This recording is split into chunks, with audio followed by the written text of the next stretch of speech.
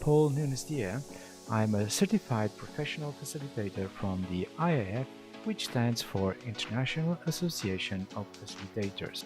Since 2018, I've started a book series on architecting collaboration, and my latest book, in co-authorship with Martin Duffy and other renowned digital facilitators and guest co-authors, is titled Beyond Virtual Meetings.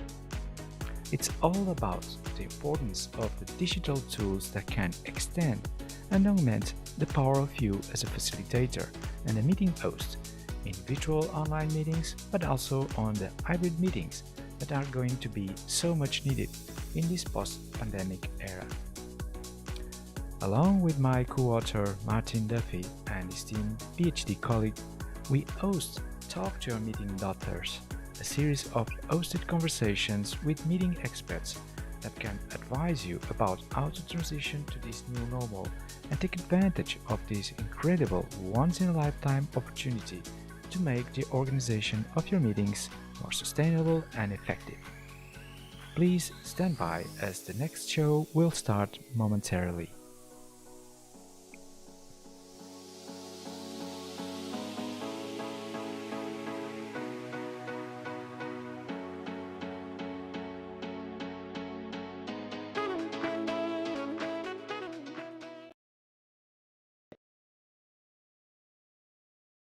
Welcome, everybody. It's so good to be here again with all of you and, of course, our guest speakers for today. Right, Martin? Absolutely, Judy and Penny, you're most welcome. It's lovely to meet both of you, and Judy, to see you again. You've been with us before. Indeed. Hello. And the theme of today's conversation is something that I'm sure you're all excited to learn more about. How coaching and particular executive coaching can impact meeting performance and meeting productivity. So that's the theme we have here. Our guest speakers were chosen based on their competence, their relevance for the subject, right? But we normally start these conversations by asking a question. Martin, maybe you can proceed now. Yeah, and again, I've said this before, Paul, not always best received by some of our guests. So guys, feel free to disagree with the question that I'm asking. But we normally ask our participants if there's something about yourself, your background, your passions, your interests that people generally may not be aware of. If there's anything that wouldn't be that commonly known about you.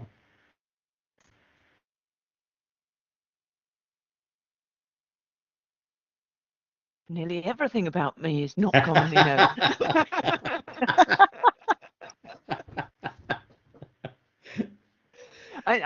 So here's something that's not commonly known to me. I recently did a whole 3 hours of assessments about my neurodiversity as part of a thing that a company I work with was doing for all its staff, and I'm waiting to find out what the result was. It was really, really hard, and I noticed that as a consultant, as a fairly freelance consultant, I've basically stopped doing some of the things that I find really difficult, presumably because my neurology is not lined up that way. Yeah. And I'd forgotten that I wasn't doing them anymore. It was really interesting. Yeah. So I'm waiting. Tomorrow I get to find out what label is going to be stamped on my neurodiversity. Oh wow, that's fascinating. And Judy, how does that feel? Are you curious, frightened? What's both? Yeah, I'm very curious because I've always known that I was not normal, but then maybe all of us think we're not normal. Oh yeah, for sure. My wife thinks that about me all the time. So.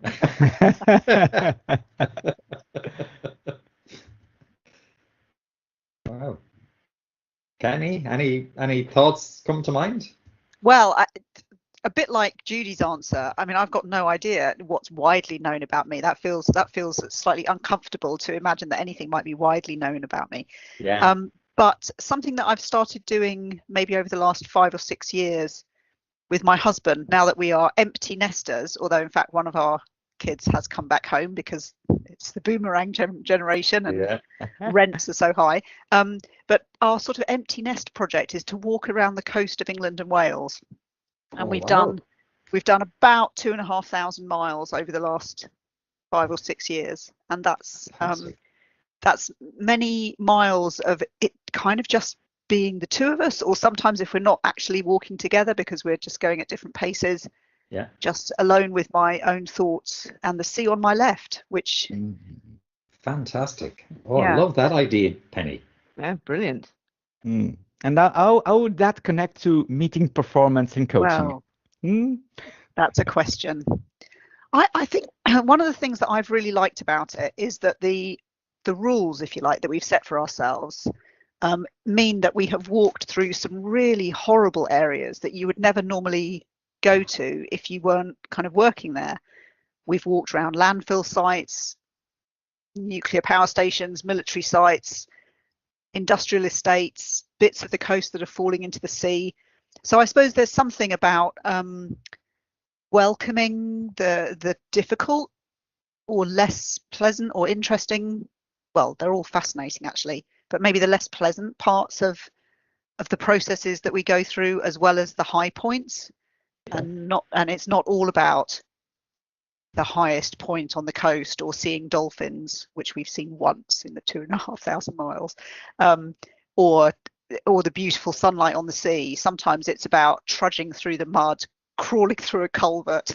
Oh goodness me, yes, those kind of unexpected things that actually then feel quite satisfying to have done, but sometimes they just feel a bit dull and you think, I'm really glad that's over. But you have to do it to get to the next bit. Maybe there's something there. There's, Penny, as you're saying that, there's a metaphor that you've conjured visually some things in my mind there, and there's a metaphor for kind of adversity versus Judy, the point you made there about avoiding things that we would prefer not to be doing.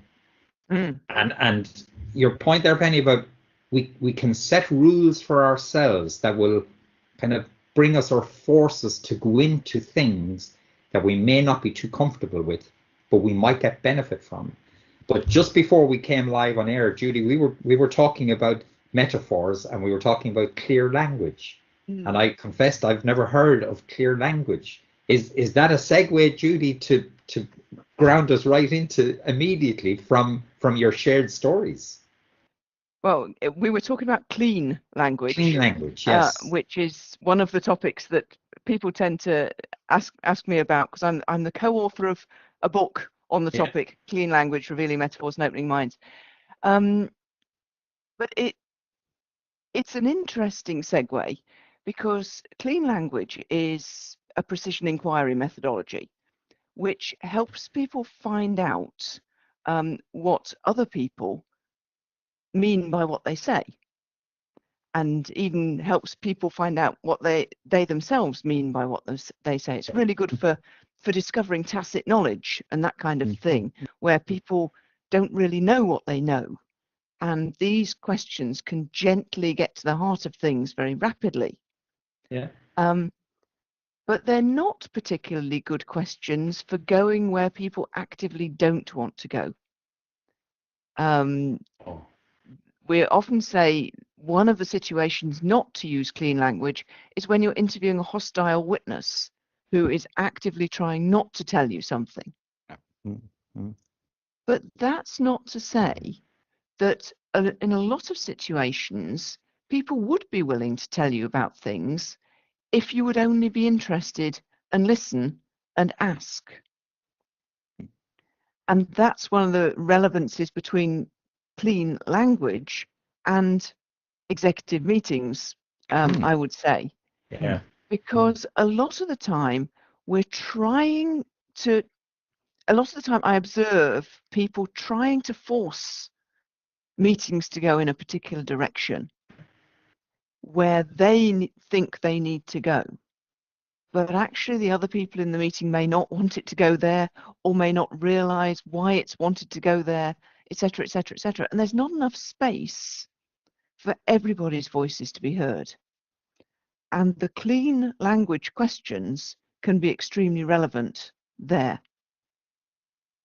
I was talking to a group of managers in actually the BBC yesterday, and we were talking about how they can use these questions to find out what the other people in the meeting might mean, and therefore reveal what people actually want, not what you as the boss think they ought to want. So is it a series of specific questions, or is it a style of questioning, Judy? It's more of the first than the second, but it is both. Okay. So the classic 2 clean language questions that I always share when I'm doing a demonstration or a talk about it is what kind of X, and is there anything else about X, where X stands for one or more of the other person's words. Yeah. Okay. So if we were talking about, if you had been talking about a meeting, I could ask, what kind of meeting? Is there anything else about that meeting? Yeah. That's deep. That's deep. Penny, do you use clean language as a toolbox? Well, I not consciously. I mean, not with. I wouldn't claim to be using clean language. I'm not sort of trained in the methodology. I haven't read Judy's book, but perhaps it will be finding its way onto my bookshelves. But those kinds of questions, definitely I use them in meetings when I'm facilitating, and I use them in coaching when I'm working one-to-one with people. And I love to pick up on people's metaphors as well and use those kinds of questions to help people expand on their metaphors. And I also like to ask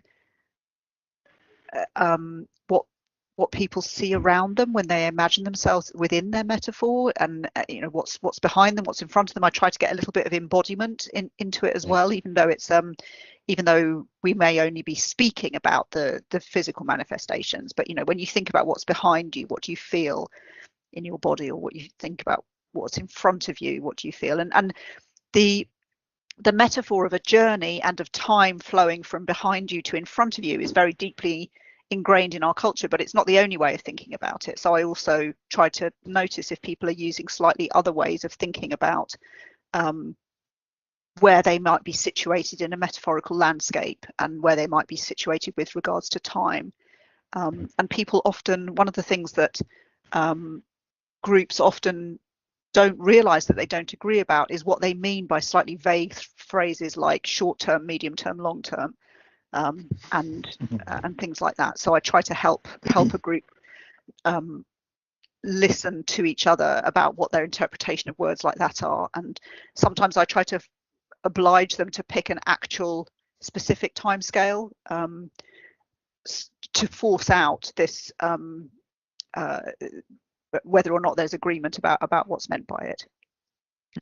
Disagreement about vague terms is a really lovely place to use things like clean language questions. We had an example yesterday. One of the guys who came to this event was saying that he'd had this really awful meeting in the morning, and it turned out that there was a massive misunderstanding about what was meant by testing and what was meant by launch and what was meant by live. Different groups of people who were in the meeting had completely different understandings of those 3 terms. And was it a case that is it a case in general, just picking up your point, Penny, is it a case that people use language like this in meetings, don't have a shared understanding of what we're talking about, but assume that we do? And because of that, we have people talking past each other and now disagreeing when actually they don't even know what they're disagreeing about, because we don't have a shared... Or even agreeing and not realizing that actually they don't agree. We disagree, which is kind of also really fascinating. So people are quite happy. They leave the meeting happy, and then they don't understand why it is that other people seem to be going back on what they've agreed to, when in fact they've agreed to different things. It's and I think that's one of the things that when you're a process facilitator and you're trying as much as possible, it's not always I'm not sure it's ever possible to be 100% this, but you're trying to step away from the content, not be attached to what the specific outcome is of the meeting, but pay attention to the process, then you can spot that more easily kind of in the moment. But also, you build up a stock of experience. Oh, this looks like it might be this kind of false agreement, or this looks like it might be this kind of typical misunderstanding, where actually people, I often use the phrase, well, when it happens, I sometimes use the phrase in meetings, I observe that the group seems to be furiously agreeing with each other. And that's a little, it's a little joke, but it's also a way of testing, is that actually what's going on here at the moment? And sometimes it is. It's the enthusiasm of everyone wanting to confirm that they agree with what they think is the point, decision point or observation about the world that they've come up with, and that can be an exciting moment in a group, and people get enthusiastic about it, and then it can go, and then again, as a process facilitator, I don't know how time pressured some of the meetings are that you find yourselves in, but I'm sometimes looking at my watch or the clock or whatever and thinking, okay, how long am I going to let this go on for before we need to move on to the next thing that this group has said that they wanted to do in the time that they've got? I call that one, Penny. I've used that many times myself. I call it violent agreement. Oh, okay. And I normally say to the group, when I start to feel there's violent agreement happening, I feel the need to jump in and disrupt, just to confirm either, yes, we are in real agreement, or actually we're missing each other and we're missing something. But I've never come across clear language as a way, or clean language as a way that, so there's a methodology to kind of bottom that out a little bit forensically, Judy. Would that be a fair way to characterize it? A little bit forensically. Gently. And one of the ways that it's interesting, if you're an outsider as a facilitator, is, and I've been guilty of falling into this trap. I tend to assume that when the group uses jargon terms, they understand it. They know what they're talking about. But actually, that some of those are the best ones to ask a couple of questions about. I mean, things like launch in an organization that launches all the time ought to be agreed terminology, you'd think, but they're just not. But it's not, But it's even worse if you know there's some jargon phrase. One organization I'm working with at the moment uses the jargon phrase BCT. Now, as it goes, BCT is a particular machine in a factory. So the physical object, everybody knows what BCT refers to. Turns out that nobody knows what BCT stands for.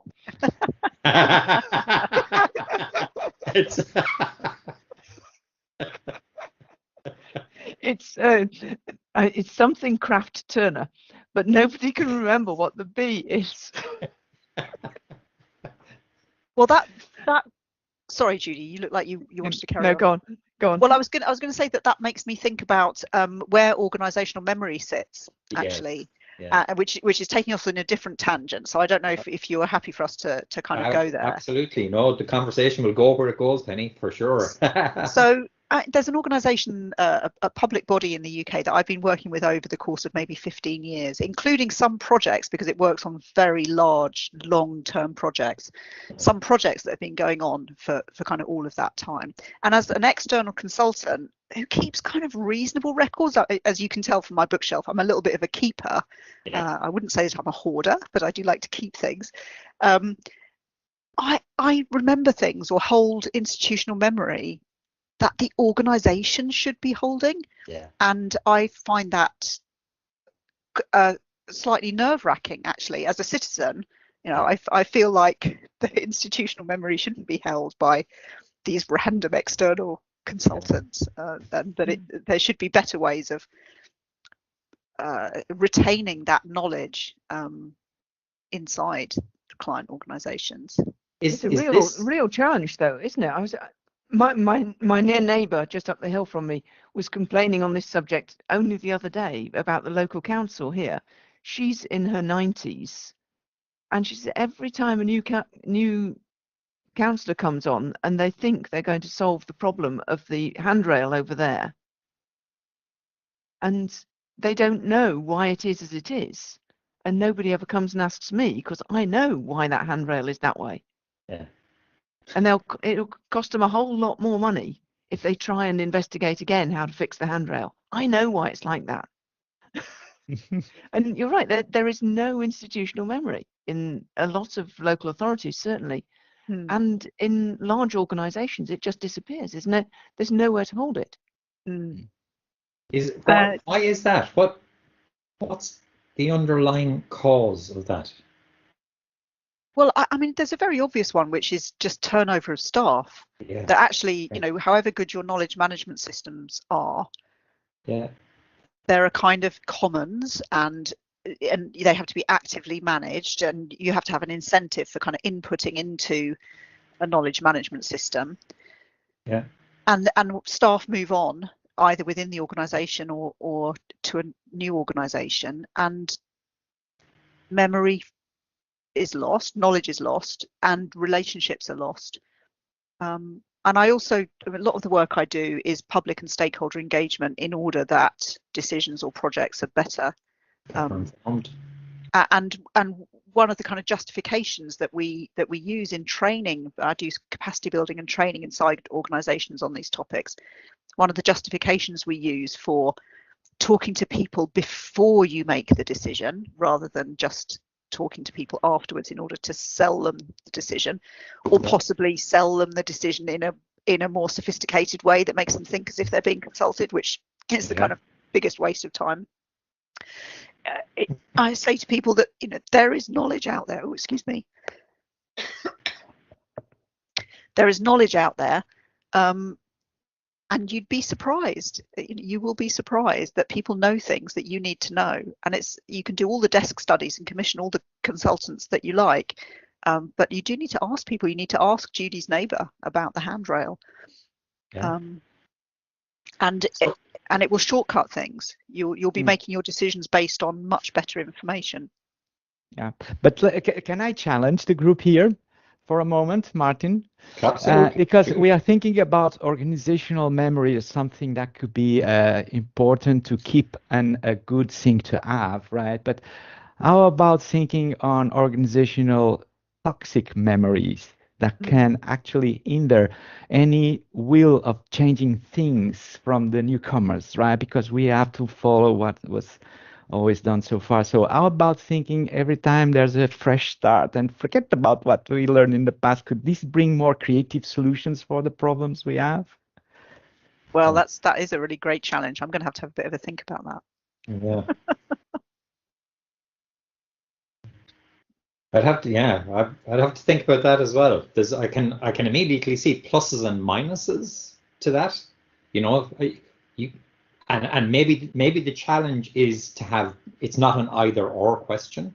Maybe the challenge is to have both in the right sequence at the right time with the right people, in order to, Penny, to your point, in order to get the best information at the right time in the decision-making process. Maybe that's where the challenge is. But could I put a kind of related but slightly different question back? So what are we missing in our executive meetings?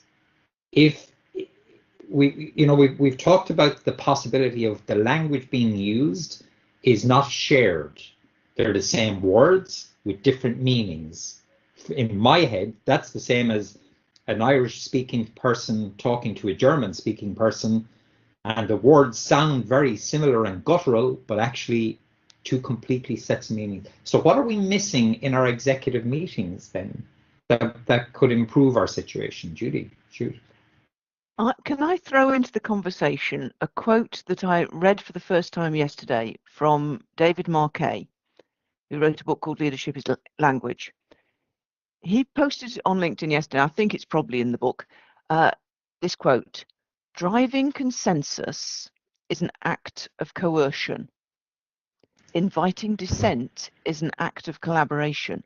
And I found that really, really interesting, because I think that so many meetings appear to be about driving consensus. or trying to get consensus for all the reasons. I mean, nobody wants to step up and say, I am making this decision on the behalf of everybody, because that feels really bad and uncomfortable. So of course, we need to get consensus where everybody agrees.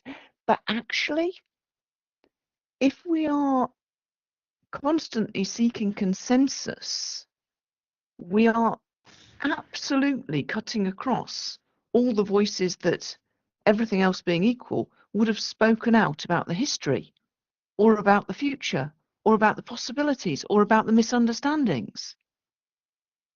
Whereas if we could be okay with inviting dissent and saying, I want to hear the dissent, and then I will still make the decision, or I will actually make the decision. I won't pretend that the group is making the decision. Absolutely. I will make the decision.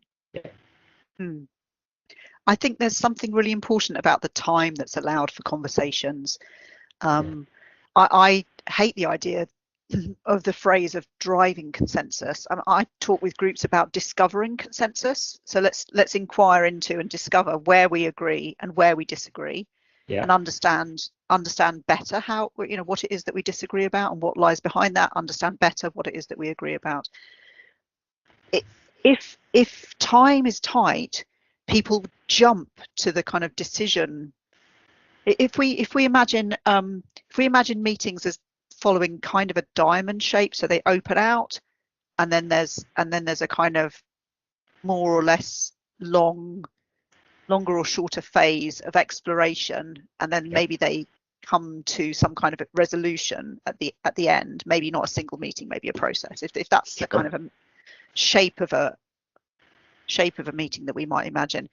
People want to jump straight to the end. There's an anxiety about time and jumping straight to the end.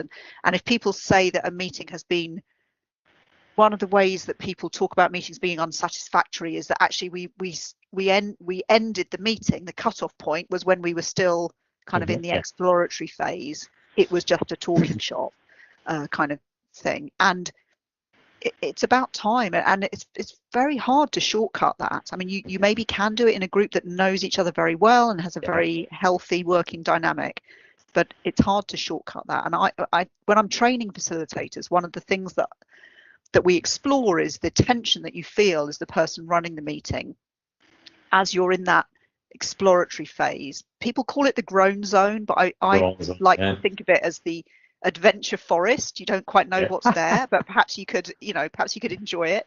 I've heard people talk about it as the marmalade zone as well. It's kind of sticky, and maybe there are a few kind of little nuggets there, but that helping a group stay with the tension of not knowing for longer, so that they can properly hear each other about what it is that they don't know or don't agree about. And there are some tools for that. Kind of like exercise type tools or structural tools, in addition to approaches like clean language, which I think can really help a group. Really simple things like, maybe there are some clear options and you've got a flip chart or equivalent. Your particular stationery choices may vary, and you've got two columns: what I like about this idea, what I don't like about this idea. And you're not inviting people yet to say which is their preferred idea, but you are inviting people to explore, and you can put different questions. What makes me excited about this idea, what my concerns are, what the pitfalls are that we would need to overcome if we were going to make this a reality, what the questions are that we would need to answer before we choose, or something like that. So you can prompt different ways of thinking about each of the options, and then there are classics like the 6 thinking hats and that kind of thing, where you're inviting a group to say that all 6 of these ways of thinking about this question are useful and welcome. And if you habitually wear one of these hats, if you're always the negative person, then that's welcome, and experiment as well with finding the things you like about the idea, or so on. And that actually, as a group in exploring this topic, we need to honour and give time to all of these different lenses, as well as what's going on in each person's head about it. Yeah. And welcome the idea, or not be afraid of the idea, that actually you may not have a clear view yet about what the best way forward is, and the fact that you may have you might be in two minds about it as a participant in the meeting, or as a leader in the meeting. That's fine. You know, why wouldn't you be? That exact instance there, Penny, that you reference, is that where the personalities of particularly the leaders can significantly help or significantly hinder the ability of the group to produce their best work? So if I'm of a personality type that likes to push, that demands the answer now so that we can move on to the next item, I'm never likely to give the groan zone enough time to unstick. Pardon my mixing of metaphors, but I think you understand my point. Yes. So is that a significant factor, the personality piece? Possibly. I mean, that feels outside of my competence to kind of talk about, because that feels like that's a particular field of expertise. Yeah. But definitely your assumptions about what it means to be playing the role that you're playing, maybe as an executive, as a organizational leader, organizational culture as well. So something that's bigger than the individual, but shapes and is shaped by the individuals in the organization. Absolutely. And I think there are big questions of hierarchy as well, in those conversations, either kind of structural hierarchy that's based on kind of privilege to do with one's own kind of identity in relation to the other identities that are in the conversation. And that kind of power balancing, again, is another kind of classic role of the facilitator. Judy, could I ask you that I love that quote. That quote that you gave us, I think, is hugely powerful. Driving consensus is an act of coercion, but you said inviting dissent is an act of, and I can't remember that. Collaboration. Can you talk us through that in a wee bit more detail? Because I think that's really powerful. I think that Penny's right, and that David has carefully chosen the word driving consensus. Yeah. Because of course, if there is consensus, finding it is great. Yeah. But I think it's more interesting than that. I think by exposing the fact that consensus is not necessarily the ideal. That's the bit that's caught my attention at the moment. Yeah. Because I sit through so many and have sat through so many meetings where it is not clear at all who is in charge of taking a decision. Yeah, absolutely. And I think that it's a culture, it's a behavior that is common in many organizations, is to hide whose job it is to make the decisions. And I think if we can get greater clarity on that point, then a whole bunch of meetings would be much, much, much, much richer, because they would have clarity that you've been invited to give your opinion ahead of somebody else making a decision. But then you get invited to meetings that start out being two people, and with two people, two people together can make a decision. That's great. We can do that together. 20 people together trying to make a decision, absolutely not a prayer. But we can create the illusion that we have made a decision, and sometimes that illusion might be called consensus. So that illusion is how an awful lot of organizations are run, by the illusion of consensus. But actually what's happening is that voices are being silenced, information is being suppressed, and the quality of what the organization is doing is falling as a result. I love, Penny, I love your choice of words, discovering consensus. I love that concept. Could I add in, there's two words that I've held on to from my primary degree about 25 years ago, which was constructive discontent. And again, it's a simple phrase that sounds like it's an oxymoron, but actually it goes to that idea of inviting dissent in order to build collaboration. But does that not take us actually back to the very beginning of the idea of clean language? Does it, you know, that as part of the grown zone, is it really to try and bottom out our shared understanding of the words we're using? And if we can get to that shared understanding, we'll expose two things. We'll expose what we are agreeing on, and we'll expose what we are not agreeing on. And that then gives us the possibility to say, let's park what we're agreeing on, because we've agreed, but now let's do another little bit of work on what we're not agreeing on and where that is. That a fair summary or analysis, or am I missing something here? I guess, Judy, that was a question about clean language. So yeah, I mean, it sounds good to me. And the truth is that once you start to really get into using these kinds of clean language questions, you discover that no two people ever agree on anything. Absolutely. To any level of detail. So everything is an approximation when it comes to agreement between two people.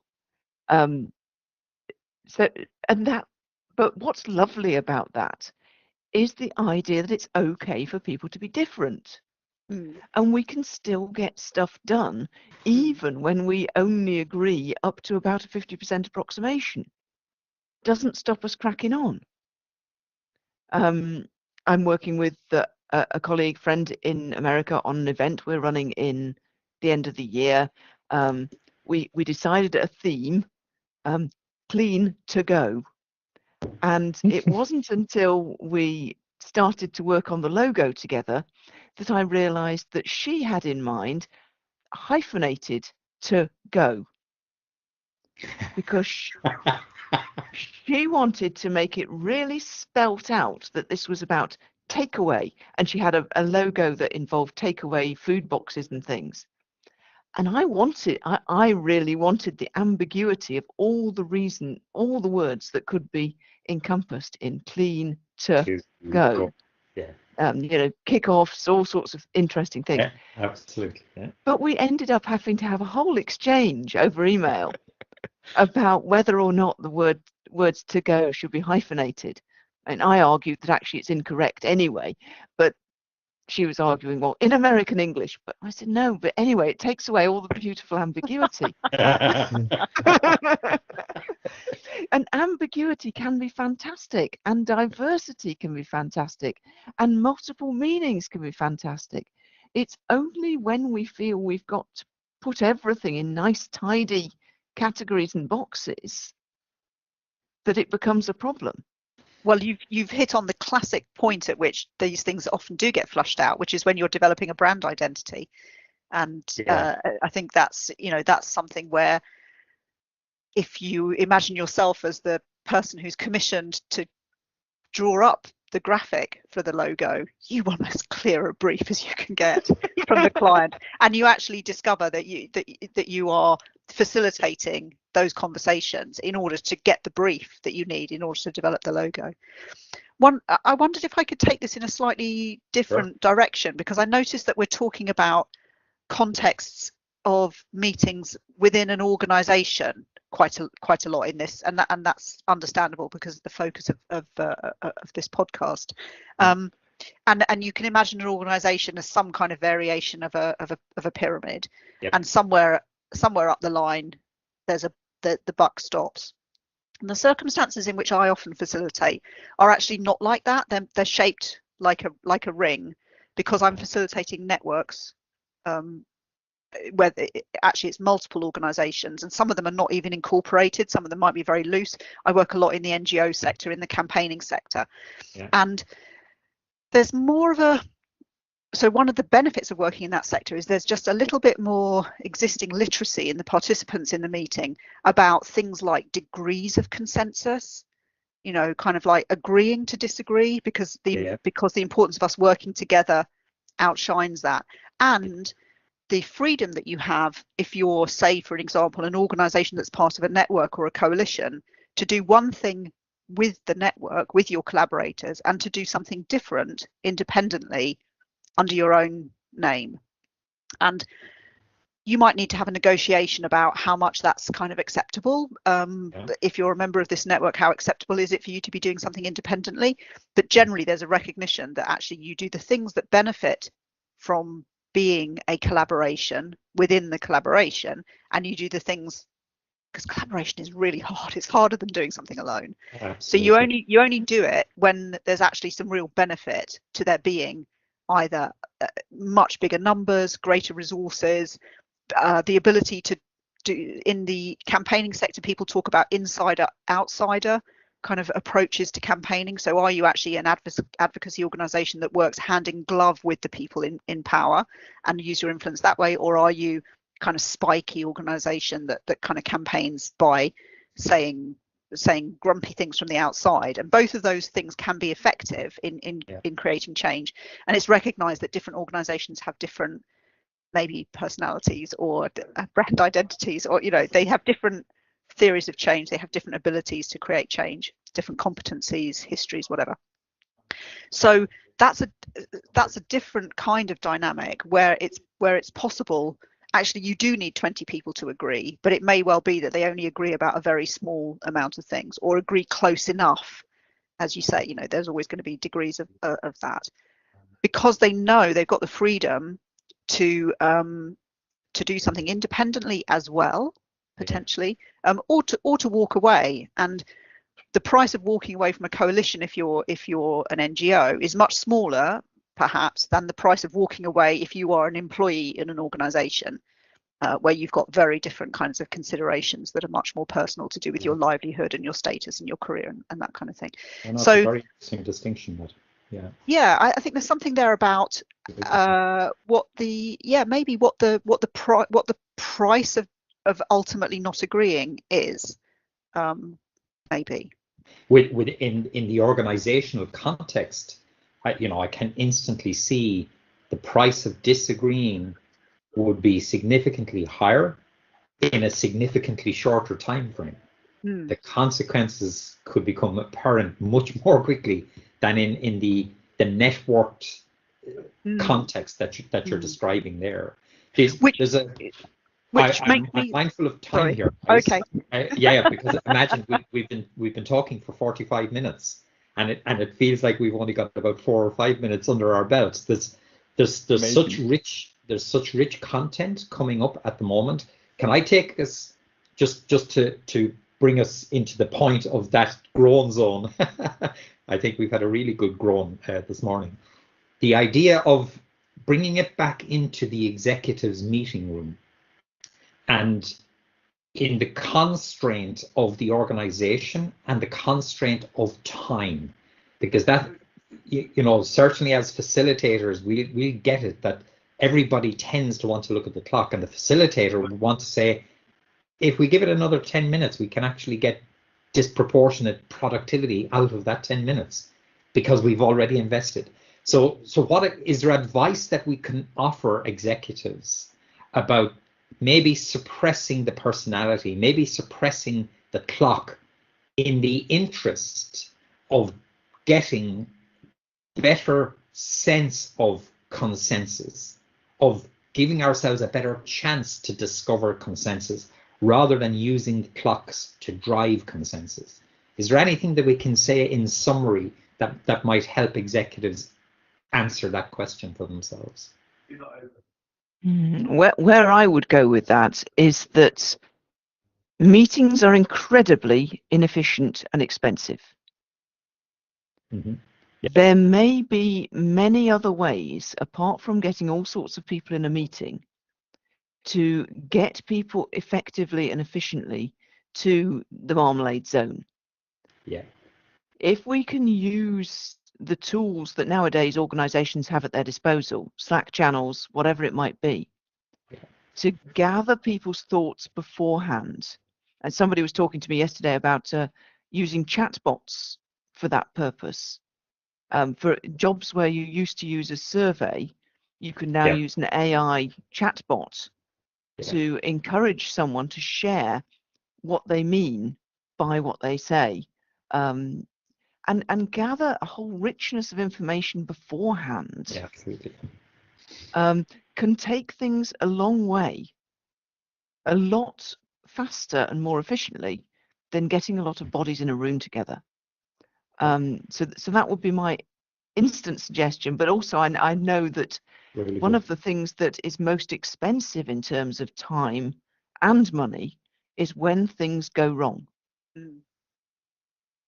And that this is one of those situations where investing some time up front may well save a lot of time, a lot of money, and a lot of grief later on. Yeah, couldn't agree more. Couldn't agree more, Judy. Really, really well spotted and well articulated. Super. Yeah. Penny, thoughts of wisdom on I'd like to go back to a point Judy made about not hiding who is actually the decision maker, and I think that's something that I have learned a lot working with public bodies who are kind of consulting with stakeholders before making a decision. Is that sometimes there's this sense of discomfort of saying actually we are the decision maker, and I think in any situation being clear who the decision makers are, you know, if actually yes we do need to make this decision by consensus because everyone is free to walk away, that's one kind of situation. But actually it's going to be me and this other person or this very small group of people who are going to take the decision, but we really want to hear what you have to say, can really help. And also being clear about what's up for grabs, what's open to influence. Actually, these decisions have already been made, and you know, failing extreme political pressure and the front page on the Daily Mail, these decisions are fixed. These are the ones where actually we need your views, and it's useful to talk about.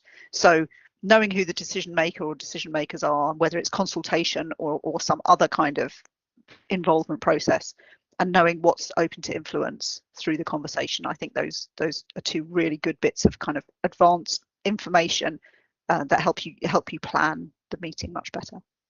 Fantastic. Yeah. Amazing. And conscious of time, I think, Martin, we should be doing our traditional wrap up, which is brilliantly normally made by your good self. Yes. So I normally try to do a 1.5 minute summary of just some of the key points that have come up. So if I may, we started off with just articulating 1 or 2 points that people may not know about us, but actually, Penny, your ramble around the coast of England on 2,500 mile journey, and Wales, England, Scotland, and Wales. I'm guessing not Scotland, not Scotland yet. That's really too hard. But in that journey, you suggested that the rules that you set for yourself can help to bring you into unfamiliar or uncomfortable places, which was a very interesting segue to bring us into the concept of meetings, and actually brought us into clean language and how clean language can be a way to help get us out of the uncomfortable situations by looking to identify shared meaning. Do we actually share the same meaning about the key words that we're using? And if we don't, if we can surface that safely, we have a much better way to get ourselves heading towards consensus. The idea of shared understanding is often elusive because of the language that we use, and clean language can give us a way to unpack that or to unravel that. We then talked about the impact that can have into our institutional memory, and whether it's through staff turnover or inadequate processes of knowledge retention or whatever, our information or our institutional memory can suffer if we don't bottom out some of those differences that arise. One of my big takeaways, Judy, is the quote that you gave us. Driving consensus is an act of coercion. Inviting dissent is an act of collaboration. Now, you quoted a book, Leadership is Language, as the source of that particular piece of wisdom, but that unpacks a whole host of issues. And we talked about personality, culture, hierarchy as potential features of executives or executive teams or organizations that could have a significant impact on that philosophy. The idea of, Penny, you brought us then into the idea of degrees of consensus And you brought us into the concept of networks, let's say loose or semi-formal networks versus the relatively tight hierarchies that naturally exist within organizations. So there can be degrees of consensus, and the implications of not reaching consensus can be significantly different in those two settings. And that brought us back into the corporate boardroom, if I can put it that way, and to say that our final concluding point, and Judy, I think you made this point very eloquently, the inefficiency of meetings and the possibility that we have to better use our time outside meetings to prepare for going into the meetings, so that the time spent within the meetings can actually be a whole lot more productive than our traditional ways of running them.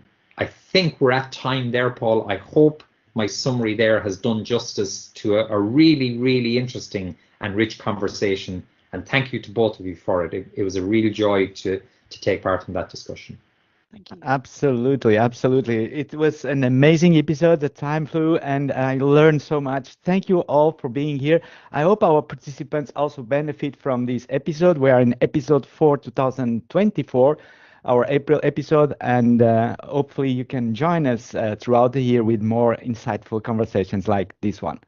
Thank you so much and goodbye, dear guest speakers. Goodbye, Martin. Thank you.